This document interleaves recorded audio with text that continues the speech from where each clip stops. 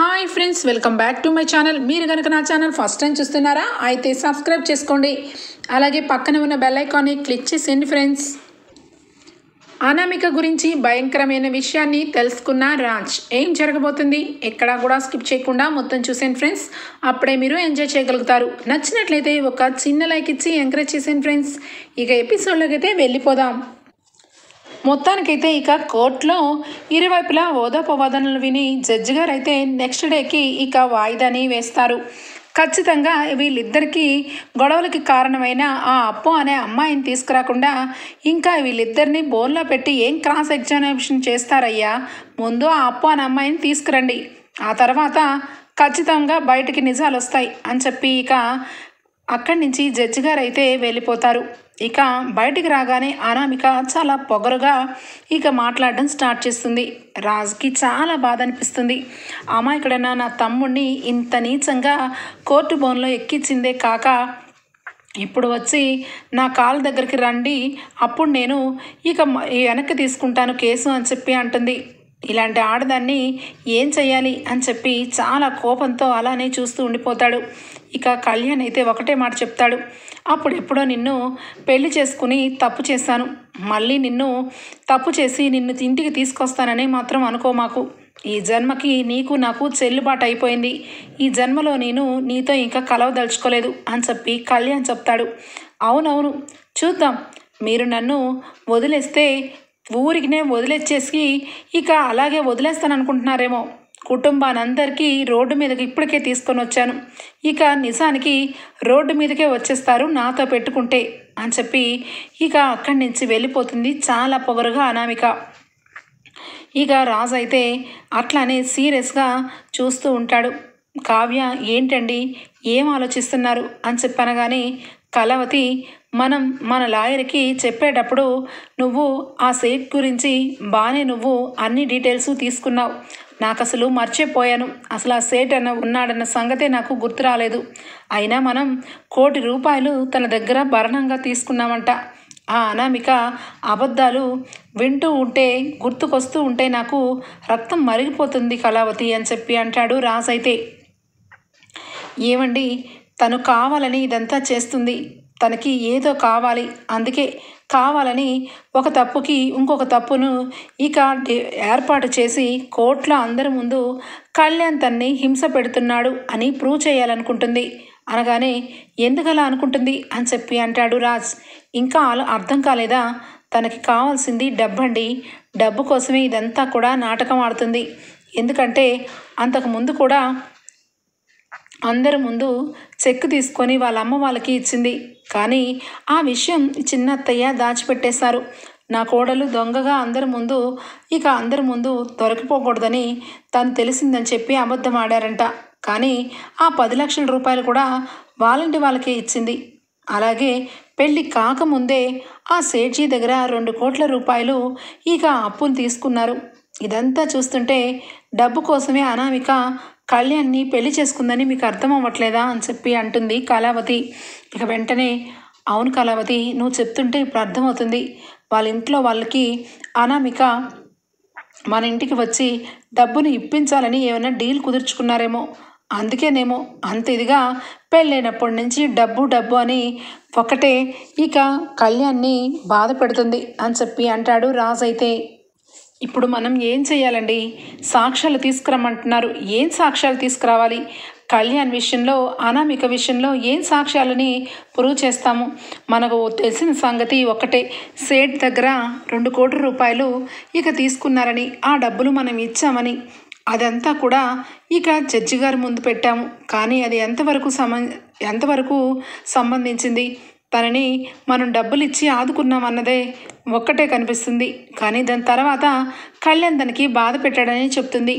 ఇప్పుడు ఏం చెయ్యాలో ఏమి అర్థం కావట్లేదే అనగానే ఐడియా అని చెప్పి అంటాడు రాజ్ అయితే.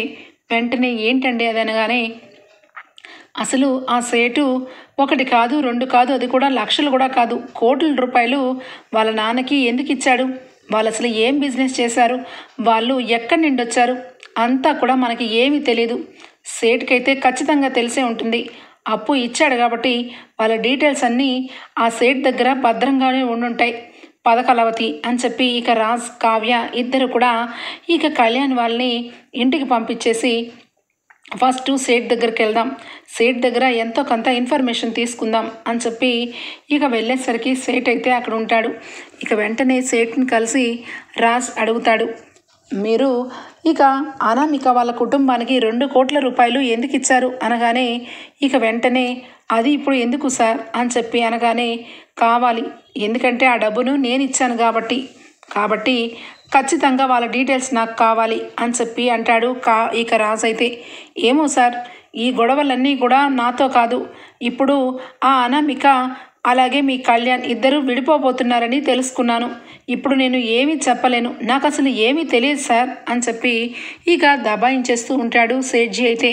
ఇక ఒక్కసారిగా కావ్య, మీరు మమ్మల్ని నుంచి తప్పించుకోలేరు, మేము ఏమీ అడగకముందే ఇక వెంటనే కూడా నాకేమీ తెలియదని అంటున్నారంటే ఏదో జరుగుతుంది, మీకు ఆ విషయాలన్నీ తెలుసు, మర్యాదగా చెప్తారా లేదా అనగానే ఏంటమ్మా దబాయిస్తున్నావు, నేను చెప్పను, మీరు ఏం చేసుకుంటారో చేసుకోండి అనగానే ఏం చేసుకుంటామా, ఆ 2 కోట్ల రూపాయలు వెనక్కిమ్మని ఇప్పుడే లాయర్ గారితో మాట్లాడిపించి మీకు నోటీస్ పంపిస్తాము అని చెప్పి అంటుంది కావ్య అయితే.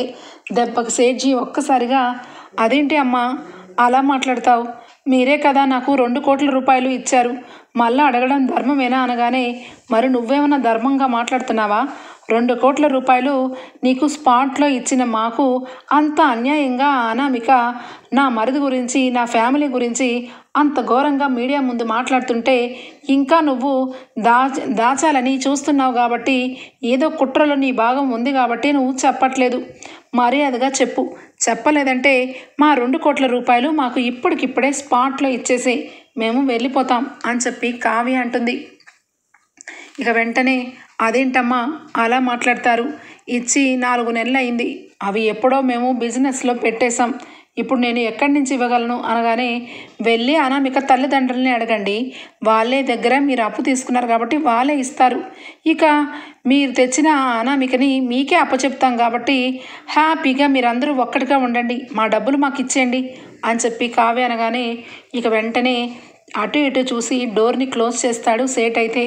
సార్, నేను మీకు కొన్ని విషయాలు చెప్తాను, కానీ నేను చెప్పానని ఎవరికి చెప్పకండి సార్, నాకు జరిగిన విషయాల్లో ఇక మీకు చెప్పాలి కాబట్టి చెప్తున్నాను, కానీ ఎట్టి పరిస్థితుల్లో నా పేరు బయటకు వస్తే నాకు ఇక్కడ చాలా ప్రాబ్లం అయిపోతుంది సార్ అని చెప్పి అంటాడు. ఇక సేట్ అయితే పర్వాలేదు, నువ్వు ఏం చెప్పాలనుకున్నా చెప్పు, నీ పేరు ఎక్కడికి కూడా తీసుకొచ్చే ప్రసక్తే లేదు, ముందైతే చెప్పు, ఆ అనామిక వాళ్ళు నువ్వు ఎందుకు అంత అప్పు ఇచ్చావు వాళ్ళకి, వాళ్ళు అసలు ఎక్కడి నుండి వచ్చారు, వాళ్ళకి నీకు ఏంటి సంబంధం అని చెప్పి అడుగుతాడు రాజ్ అయితే. అది ఏమైందంటే అనామికకి ఆల్రెడీ పెళ్ళయింది సార్ అని చెప్పి అంటాడు. దెబ్బకి కావ్య రాజ్ షాక్ అయిపోతారు. ఏంటి ఏం మాట్లాడుతున్నారు అనగానే అవునండి, నిజానికి అనామికకి ఎప్పుడో పెళ్ళయింది, ఆ పెళ్ళి అప్పటి నుంచి నా దగ్గర వాళ్ళు చాలా డబ్బు తీసుకున్నారు, పెళ్లి ఖర్చులకని కొంచెం కొంచెం అడిగి చివరాఖరికి బిజినెస్లని అదని ఇదని అలా గూడు పుటానిగా మాటలు చెప్పి నా దగ్గర 5 కోట్ల రూపాయలు తీసుకున్నారు. ఇక పెళ్లి జరిగిన తర్వాత ఏమైందో ఏమో తెలియదు, అసలు ఆ అబ్బాయితో కాపురం చేసిందో లేదో కూడా తెలియదు. ఇక వెంటనే కూడా కరెక్ట్గా 1.5 సంవత్సరం తర్వాత కళ్యాణ్ని పెళ్లి చేసుకోబోతున్నాను, ఇక డబ్బు కావాలని ఇక మరికొంత డబ్బు తీసుకున్నారు, ఎలాగో ఇక ఉన్నవాడే కాబట్టి ఎలాగో మీరు అప్పు తీర్చేస్తారని నేను కూడా ఇచ్చాను సార్ అనగానే రాజ్ కావ్య స్టన్ అయిపోతారు. అనామికకి పెళ్ళయిందా, ఎవరితో అయింది, ఎప్పుడైంది అని చెప్పి అంటాడు రాజ్. చెప్పాను కదా సార్, ఈ విషయాలన్నీ నేను ఎవరికి చెప్పకూడదు, ఇప్పుడు గనక నేను విషయాలు చెప్పానంటే అనవసరంగా కోర్టు వరకు నేను రావాల్సి వస్తుంది, అప్పుడు నా పరిస్థితి అర్థం చేసుకోండి సార్ అనగానే ఇదిగో సేట్జీ, నీ పరిస్థితి అర్థం చేసుకున్నాను కాబట్టే ఇంత నెమ్మదిగా అడుగుతున్నాను, ఆ అనామికకి పెళ్ళైందన్నావు, ఆ అనామిక వాళ్ళ ఇంట్లో వాళ్ళు డబ్బు తీసుకున్నారన్నావు, తర్వాత కళ్యాణ్ని పెళ్లి చేసుకొని డబ్బు ఇచ్చేస్తామన్నారు, అంటే ఇదంతా కూడా వాళ్ళు చేస్తున్న మోసం అని నీకు అర్థం అవ్వలేదా, ఈ మోసంలో నువ్వు కూడా భాగమని నీకు అర్థం అవ్వలేదా, అయినా పెళ్లి రోజు అక్కడికి వచ్చి పెళ్ళైన అమ్మాయిని మా తమ్ముడు పెళ్లి చేసుకుంటున్నాడని తెలిసి కూడా ఒక్క మాట కూడా నువ్వు చెప్పనందుకు ఫస్ట్ నిన్ను తీసుకెళ్ళి సెల్లో వేస్తారు. ముందు అది గుర్తుపెట్టుకో. ముందు నేను చెప్పిన దానికి సమాధానం చెప్పు. ఆ పెళ్ళైన వ్యక్తి ఏడి, అసలు ఆ పెళ్ళి ఎక్కడ జరిగింది, అదంతా నాకు డీటెయిల్స్ ఇస్తే నిన్ను వదిలేస్తా. లేదంటే తిన్నగా నిన్ను పోలీస్ స్టేషన్కి తీసుకెళ్ళి ఇక పోలీస్ స్టేషన్లో పూర్తిగా జీవితాంతం కటకటాలు వెనకాల ఉండేలాగా చేస్తాను అని చెప్పి రాజ్ అంటాడు. ఇక ఆ మాటకి భయపడిపోయి సేట్ అయితే, సార్ నీ కాళ్ళు పట్టుకుంటాను, ఈ విషయంలో నా తప్పేమీ లేదు. తను ఇక నా అప్పు తీర్చాలి కాబట్టి ఇక మీ తమ్ముడిని పెళ్లి చేసుకుంటే నా అప్పు తీరిపోతుందని స్వార్థంగా ఆలోచించాను సార్. నిజానికి ఆ అమ్మాయి పెళ్లి చేసుకుంది, కానీ మోసపూరితంగా చేసుకుంది. మొదటి పెళ్ళి తను చాలా డబ్బున్నవాడని ఇష్టపడి చేసుకుంది. తీరా చూస్తే ఆ అబ్బాయి లేనివాడని తెలుసుకుంది. ఇక వెంటనే ఆ అబ్బాయిని దూరం పెడుతూ ఇక అత్తగారింటి నుంచి ఇక పుట్టింటికి వచ్చేసింది. వచ్చిన తర్వాత ఎవరికీ తెలియకుండా అక్కడి నుంచి కొన్ని రోజులు అబ్రాడ్ వెళ్ళిపోయింది. ఇక అందరూ కూడా అబ్రాడ్లోనే ఉంటుందని ఇక అందరూ అనుకుంటేసరికి ఒక్కసారిగా ఇక హైదరాబాద్ అయితే ఊడిపడింది. హైదరాబాద్ వచ్చిన తర్వాత ఇక నా అప్పు తీరమని నేను వాళ్ళ అమ్మ వాళ్ళని అడిగేసరికి అనామిక ఇక నాకు ఒక మాట చెప్పింది. చూడు సెడ్జీ, నా జీవితంలో ఒక పెళ్లి జరిగిపోయింది. ఆ పెళ్లి జరిగిన తర్వాత నేను ఇక నా భర్తని వదిలేశాను. ఇప్పుడిప్పుడే సెటిల్ అవుతున్నాను. కాబట్టి నువ్వు కొంతకాలం ఓపిక పడితే నీ 5 కోట్ల రూపాయలు వడ్డీతో సహా నీకు మొత్తం చెల్లిస్తాను. కానీ నాకు కొంచెం సహాయం చేస్తే నీకు నేను డబ్బు మొత్తం ఇచ్చేస్తాను.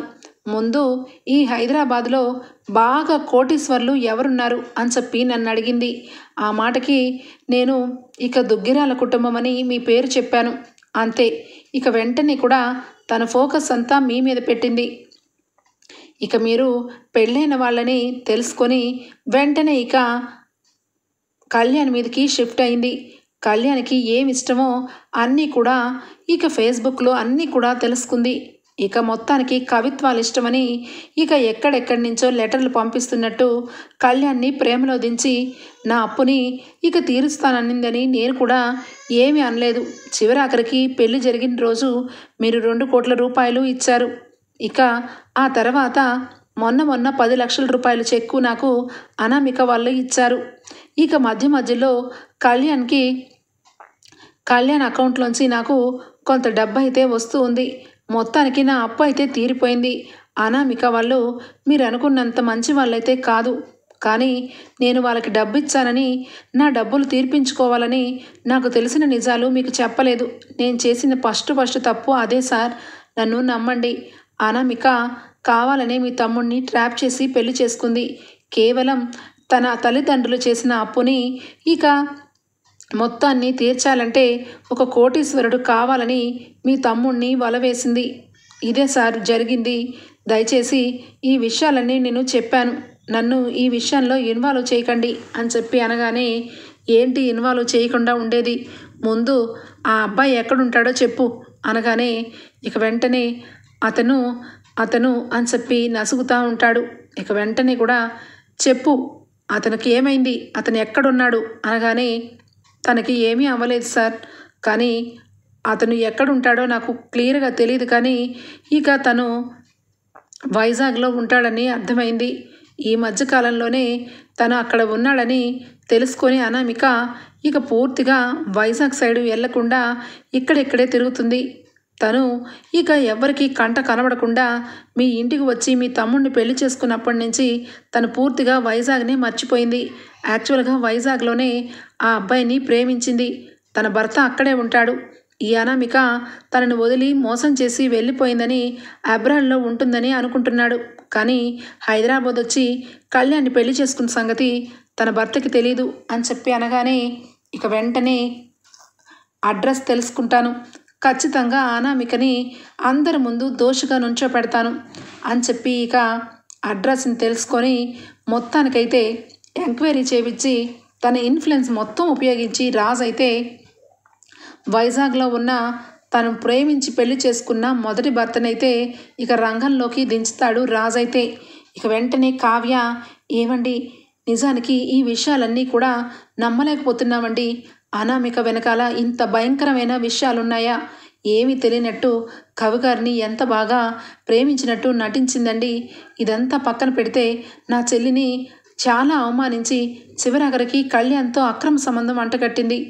ఈ అనామికని ఏం చెయ్యాలండి అనగానే, ఇక ఏం చెయ్యాలంటావేంటి? అందరూ నీలాగా మంచి వాళ్ళు ఉంటారనుకుంటున్నావా? ఇందాకటి నుంచి ఇక ప్రయత్నం చేస్తా, అనామికతో మాట్లాడతా, వాళ్ళిద్దరినీ కలుపుతా అని చెప్పి అంటున్నావే కానీ అసలు అనామిక ఇంత రచ్చ చేస్తుంది, ఇలాంటి ఆడది ఖచ్చితంగా ఎంతైనా బరి తెగించింది అని ఒక్కసారి ఆలోచించలేదు. ఎంతైనా కళావతి అందరూ నీలాగా గొప్పవాళ్ళు ఉండరు. పద, నువ్వు ఇంటికి వెళ్ళు. నేను ఆ అనామిక వాళ్ళ మొదటి భర్తతో మాట్లాడి మొత్తానికి ఇక బలమైన సాక్ష్యం తీసుకురమ్మన్నారు కాబట్టి ఇక జడ్జి గారి కంటే ముందు, కోర్టు కంటే ముందు జడ్జి గారితోనే మాట్లాడిపిస్తాను అని చెప్పి అనగానే ఇక వెంటనే కావ్య వెళ్ళిపోతూ ఉంటుంది. ఇదిగో కళావతి, ఈ విషయం ఇంట్లో ఎవరికి చెప్పొద్దు. ఎందుకంటే మన ఇంట్లో గోడలకి ఇక డోర్లకి అన్నిటికీ కూడా చెవులుంటాయి.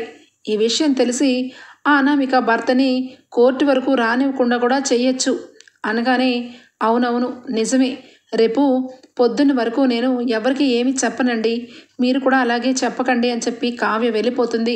రాజ్ వెంటనే కూడా ఫ్లైట్ టికెట్ బుక్ చేసుకొని సరాసరి ఇక అనామిక మొదటి భర్త దగ్గరికి వెళ్తాడు. ఇక ఆ అబ్బాయి చాలా మిడిల్ క్లాస్ అన్నమాట. ఇక అనామికతో పెళ్లి చేసుకొని కనీసం కొంచెం కూడా అనామిక తన మీద ప్రేమ లేకుండా వదిలి వెళ్ళిపోయిందని ఇక బాగా బాధలో ఉండి ఎవరిని కూడా పెళ్లి చేసుకోకుండా అలానే ఉండిపోయిన ఆ అబ్బాయిని కలుస్తాడు రాజైతే. ఇక వెంటనే, ఎవరు సార్, మీకు ఎవరు కావాలి అనగానే, మీరే కావాలి, మీ పేరేంటి అనగానే వెంటనే కూడా నా పేరు రాజేష్ అని చెప్పి అనగానే, మీకు పెళ్ళయిందా అని చెప్పి అంటాడు. అయింది సార్, కానీ అని చెప్పి ఆపేస్తాడు. ఏ అయ్యిందని అంతా ఆలోచిస్తున్నారు? మీ భార్య ఎవరు, ఎక్కడుంది, ఒకసారి పిలవండి, మాట్లాడాలి అని చెప్పి అంటాడు. ఇక రాజైతే, అది నా భార్య లేదండి, తను ఇక ఇక్కడ లేదు, అబ్రాడ్లో ఉంటుంది. నాకు తనకి ఇక మనస్పర్ధ వచ్చింది. తను నన్ను డబ్బున్న వాళ్ళని ఇక పెళ్లి చేసుకుంది. నా దగ్గర డబ్బు లేకపోయేసరికి నన్ను వదిలి వెళ్ళిపోయింది. కానీ తనంటే నేను ఇప్పటికీ ఇష్టపడుతున్నాను. తన కోసం ఇంకా ఎదురు చూస్తూనే ఉన్నాను. ఎప్పటికైనా నా ప్రేమ అర్థం చేసుకొని నా దగ్గరికి వస్తుందని అని చెప్పి అంటాడు. ఇక వెంటనే, ఏది మీ భార్యని చూపించండి అనగానే, అయినా మీరెవరండి, మీకెందుకు చూపించాలి, అసలు ఇంతకీ మీరెవరు అనగానే, మీ భార్యకి చాలా దగ్గర మనిషిని, కావలసిన మనిషిని, ఒకసారి మీ భార్య ఫోటో నిన్న చూపించండి, అప్పుడైనా నమ్ముతాను అనగానే, అదేంటండి అలా మాట్లాడుతున్నారు అని చెప్పి ఇక బీరువాలో ఉన్న ఆల్బమ్ తీసుకొని వచ్చి, ఇదిగోనండి అనామిక నేను ఎంత గ్రాండ్గా పెళ్లి చేసుకున్నామో, తను నన్ను ఎంతో సిన్సియర్గా ప్రేమించింది. కేవలం మా ఇద్దరి మధ్య డబ్బు వల్ల ఇక ఇద్దరం విడిపోయాము. డబ్బు సంపాదించాలని నేను అంతే ఇదిగా కష్టపడుతున్నాను. ఇప్పుడే ఇక ఒక జాబ్ అయితే వచ్చింది. త్వరలో ఇక అబ్రాడ్ వెళ్ళి నా భార్యని తీసుకొని ఇక కాపురానికి రమ్మంటాను అని చెప్పి చాలా మంచిగా చెప్తాడు ఆ వ్యక్తి అయితే. చూడు రాజేష్, నీ భార్య నిన్ను మోసం చేసింది. నువ్వు ఇంకా అబ్రాడ్లోనే ఉంది అనామిక అనుకుంటున్నావా? కాదు, మా ఇంట్లో ఉంటుంది. నా తమ్ముణ్ణి పెళ్లి కాలేదని మోసం చేసి పెళ్లి చేసుకొని ఇప్పుడు వాడి డబ్బు కోసం వాడిని చాలా హింస పెడుతుంది ఈ అనామిక అనగానే, దెబ్బకి అనామిక మొదటి భర్త షాక్ అయిపోతాడు. ఏంటి సార్ మీరు అనేది, అనామికనా ఏది అనగానే ఫోటో చూపించి, ఇక ఇదిగో ఈ అమ్మాయే కదా నీ భార్య, వీడికి ఇక ప్రేమించి ప్రపోజ్ చేసి పెళ్లి చేసుకుంది. కానీ ఇప్పుడు నిన్ను చూస్తుంటే జాలనిపిస్తుంది. ఈ అనామిక ఎవరినైనా మోసం చేయగలగద్దని, చివరాఖరికి ఇంత బాగా నువ్వు ప్రేమించినా కూడా నిన్ను వదిలేసి కళ్యాణ్ దగ్గరికి వచ్చి కళ్యాణ్ని పెళ్లి చేసుకుంది. నువ్వేమో నా భార్య ఎప్పటికైనా వస్తుందని ఎదురు చూస్తున్నావు, కానీ నువ్వు అనుకున్నంత ప్రేమించలేదు, నిన్ను మోసం చేసింది ఈ అనామిక అనగానే ఇక మొదటి భర్త అయిన ఆ రాజేష్కి చాలా కోపం వస్తుంది. ఒక్కసారిగా అనామిక క్యారెక్టర్ని గుర్తు చేసుకొని డబ్బు లేదని నన్ను వదిలేసింది, డబ్బు సంపాదించి ఏ రోజుకైనా నా భార్య నా దగ్గరికి వచ్చేస్తుంది అని ఆశపడ్డాను. కానీ అది కేవలం డబ్బు కోసమే ఇక బ్రతుకుతుందని, డబ్బు కోసం అది ఎన్ని పెళ్ళిళ్ళన్నా చేసుకుంటుందని ఇప్పుడు అర్థమైంది. ఏం చేయాలి సార్ ఇలాంటి ఆడదాన్ని? దీన్ని ఏ చెప్పుతో కొట్టాలి అనగానే, నువ్వు ఏ చెప్పుతో కొట్టవసరం లేదు, ఇక న్యాయస్థానం ఉంది కాబట్టి వాళ్ళే చూసుకుంటారు. నేను ఎందుకు వచ్చానో తెలుసా? అనామిక గురించి నీకు విషయం చెప్పి నిన్ను కోర్టుకి తీసుకొని వెళ్ళడానికి. అది పెళ్లి కాని ఆడపిల్లలాగా ఇక కళ్యాణ్ని పెళ్లి చేసుకొని మా జీవితాలతో ఆడుకుంటుంది. నువ్వొచ్చి నీ భార్యని అందరి ముందు నీకు జరిగిన అన్యాయాన్ని కోర్టులో అందరి ముందు చెప్పు. ఖచ్చితంగా నీకు కూడా న్యాయం జరుగుతుంది. నువ్వు పడిన మానసిక వ్యాధికి ఎంతో కొంత అర్థం మిగులుతుంది అని చెప్పనగానే, సార్ టయానికి దేవుళ్ళ వచ్చారు. ఎప్పటి నుంచో అనామిక మూలంగా నేను చాలా బాధపడుతున్నాను. ఏ పెళ్ళి కూడా చేసుకోకుండా అలానే ఉండిపోయాను. కానీ ఇప్పుడు అర్థమైంది అది పెద్ద మోసకారని. మోసం చేస్తూ అది హ్యాపీగా తిరుగుతుంది. దాన్ని నమ్మి ఇదిగో ఇలా అన్యాయం అయిపోయాను.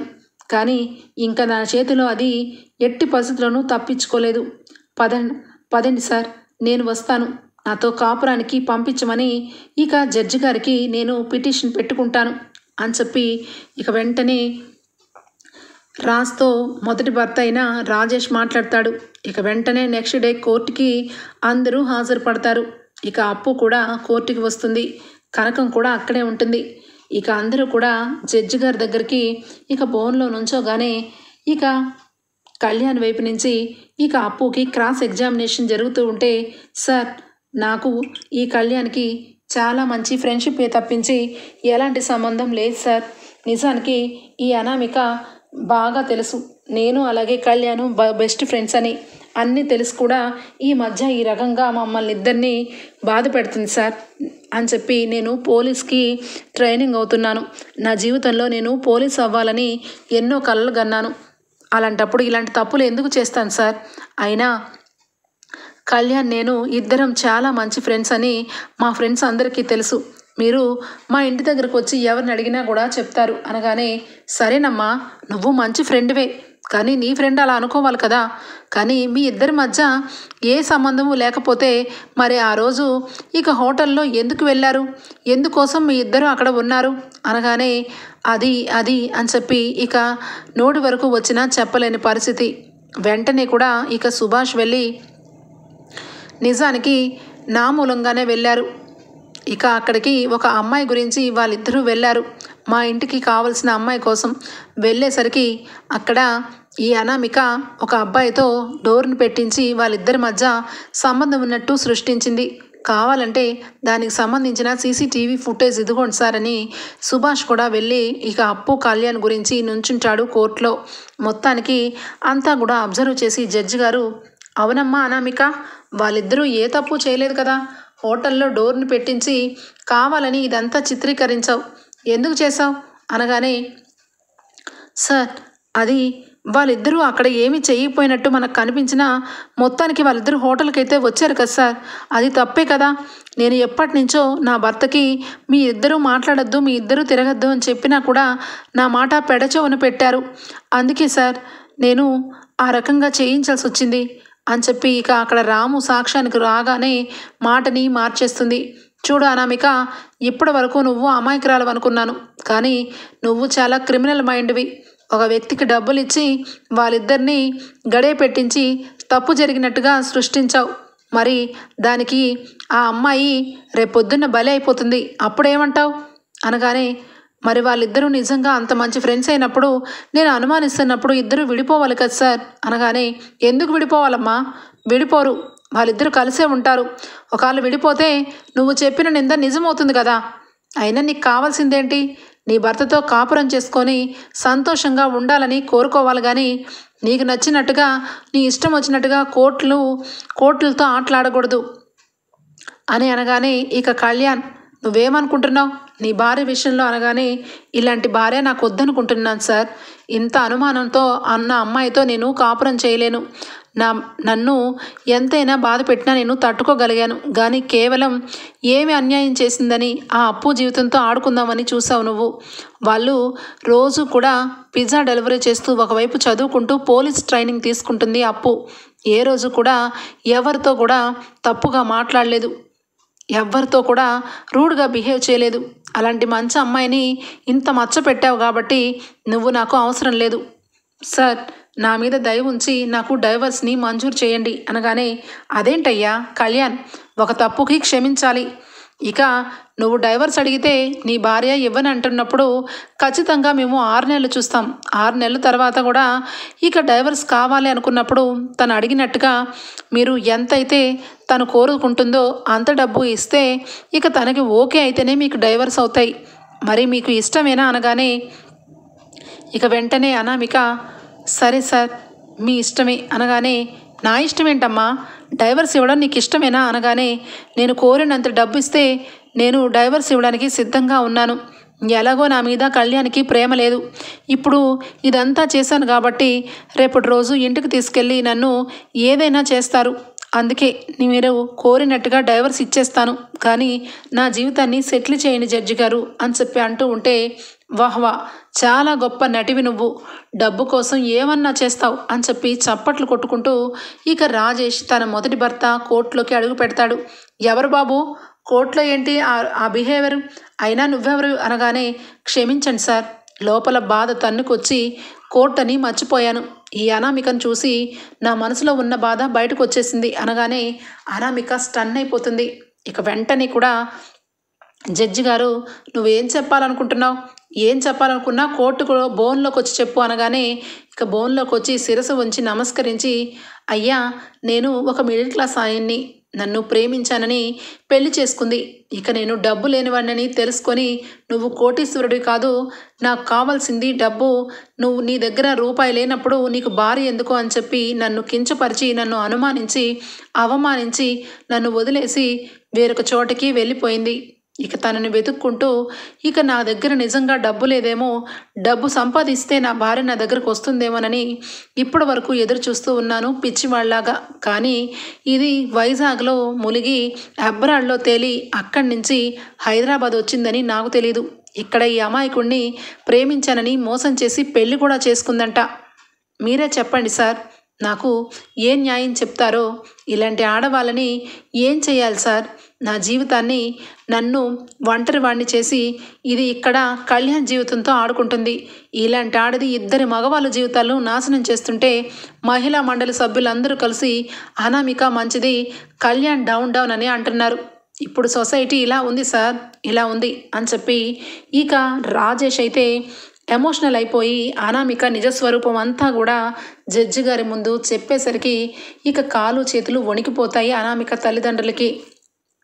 ఇక వెంటనే ఇక నా కూతురు జీవితం అయిపోయింది, దీన్ని కన్నందుకు మన ఇద్దరిని కూడా జైల్లో వేస్తారు అని చెప్పి ఇక అనుకుంటూ ఉంటుంది. ఇంతలో ఇక జడ్జి గారికి బాగా కోపం వస్తుంది. అనామిక ఏంటిదంతా, నువ్వు అతనికి ఏమవుతావు, అతని నీ మీద పెళ్ళామని అంటుంటే సైలెంట్గా ఉంటావేంటి, అంటే పెళ్ళయిందా అని చెప్పి అడుగుతారు జడ్జి గారు. సమాధానం చెప్పకుండా సైలెంట్ అయిపోతుంది అనామిక. వెంటనే ఇక జడ్జి గారు, ఇంకేం చెప్పిద్ది, అన్నీ మోసాలే, అంతా కూడా మోసమే జరిగింది నా తమ్ముడు విషయంలో. ఇక డబ్బు కోసం ఇంత ఘోరానికి ఒడిగట్టింది ఈ అనామిక సార్. ఈ అనామిక కుట్ర నాకు నిన్నే తెలిసింది. ఇక సేట్జీ రా బోన్లోకి అనగానే సేట్ వస్తాడు. నమస్కారం చెప్పి ఇక జరిగింది రాజ్కి ఎలా చెప్తాడో కోర్టుకి కూడా అలాగే చెప్తాడు. ఇక ఒక సాక్ష్యాన్ని మేము ఎలా నమ్ముతాం, నిన్ను అనామికకి పెళ్లి జరిగినట్టు నీ దగ్గర ఆధారాలు ఏమైనా ఉన్నాయా అనగానే, ఉన్నాయి సార్ ఉన్నాయి అని చెప్పి పెళ్లి ఆల్బమ్ని అయితే ఇక చూపిస్తారు. అలాగే ఆ రోజు గుళ్ళో ఇచ్చిన స్లిప్పు, అలాగే దానికి తగ్గ ఇక రిసిప్ట్లు మొత్తం కూడా అనామిక భర్త కోర్టుకి సబ్మిట్ చేస్తాడు. మరి నువ్వేమనుకుంటున్నావయ్యా అనగానే, నా భార్యని నాతో పంపించమని కోరుకుంటున్నాను, నా భార్యని నేను మార్చుకుంటాను, దానికి డబ్బు పిచ్చితో ఏం చేస్తుందో దానికి తెలియట్లేదు అనగానే, కళ్యాణ్ నీకు అసలు పెళ్ళే జరగలేదు, ఇంతకాలం నువ్వు డైవర్స్ అంటుంటే ఇంకా నేను మీ ఇద్దరికి మొదటి పెళ్ళయిందేమోనని ప్రాసెస్ అంతా చెప్తున్నాను. కాబట్టి నువ్వు సంతోషంగా వేరొక పెళ్లి చేసుకోవచ్చు. అసలు అది పెళ్ళే కాదు, చట్ట ప్రకారం అది పెళ్ళి కానే కాదు. ఇక కోర్టులో అయితే మీరు ఉండవలసిన అవసరం లేదు. అనామిక, నువ్వు బోన్లోనే ఉండు. అలాగే నీ భర్తతో పాటు కలిసి ఉంటావా లేదంటే కటకటాలకు వెళ్తావా అని చెప్పనగానే దెబ్బకి షాక్ అయిపోతుంది అనామిక. ఇక రాజ్ వెంటనే కూడా కుటుంబం అందరి దగ్గరికి వచ్చి కళ్యాణ్ జీవితంలో ఒక పెద్ద పెను తుఫాన్ లాంటి అనామిక ఇంత ప్రమాదం సృష్టించింది. అది తెలియక ఇంతకాలం ఈ 4 నెలలు భరిస్తూ వచ్చాం. ఇది పెళ్ళి అయిపోయిన ఆడది. పెళ్లి చేసుకొని కళ్యాణ్ కోసం, డబ్బు కోసం కళ్యాణ్ని మోసం చేసింది అని చెప్పి ఇక రాజ్ మొత్తం చెప్పేసరికి ఇక ఎప్పుడెప్పుడు అనామిక బయటకు వస్తుందా, అప్పుడప్పుడు అనామిక జుట్టు పట్టుకుందామని ఎదురు చూస్తూ ఉంటుంది కనకం వెంటనే కూడా ఆ అనామిక దొరికితే దాన్ని చెప్పు తీసుకొని నలుగురు ముందు తంతాను అని చెప్పి అంటూ ఉంటే ఇంతలో ఇక పోలీసులు అయితే అనామికని ఆడ పోలీసులు తీసుకుని వస్తూ ఉంటారు. ఇక మహిళా మండలి సభ్యులు అందరూ కూడా అనామిక ఆగు, కోర్టులో పెళ్లిలాగా తల వంచుకొని తప్పు చేశానని ఒప్పుకుంటే సరిపోతుందా? కోర్టు కాబట్టి నీకు అక్కడ ఏమీ అడగలేదు. ఇప్పుడు చెప్పవే, నీ జీవితంలో మొదటి భర్తని వదిలేసి ఇక్కడ రెండవ భర్తని చేసుకొని తన జీవితంతో ఆడుకుంది కాకుండా అప్పు అనే అమ్మాయి జీవితాన్ని కూడా పాడు చేశావు. నీకు వెనక మేమున్నందుకు సిగ్గుతో మేము తల దించుకోవాల్సిన పరిస్థితి వచ్చింది. నిన్ను ఏం చేసినా తక్కువ లేదు. నువ్వు ఎప్పటికీ బయటకు రాకుండా నేను చూసుకుంటాను అని చెప్పి మహిళా మండలి అధ్యక్షురాలు మాట్లాడుతూ ఉంటుంది. ఇక కనకం వెంటనే మీదకు వెళ్ళబోతుంటే ఇక అందరూ ఆపేస్తారు. మొత్తానికైతే అనామికకి మొదటి భర్త వచ్చి ఊహించని షాక్ ఇప్పిస్తాడు రాజ్. అయితే భయంకరమైన నిజాన్ని తెలుసుకున్న రాజ్ ఇక జీవితంలో అనామికకి బయటకు రానివ్వకుండా చేస్తాడు. ఓకే ఫ్రెండ్స్, మీకు గనక నచ్చినట్లయితే ఒక లైక్ ఇచ్చేయండి friends. Bye, take care, thank you for watching.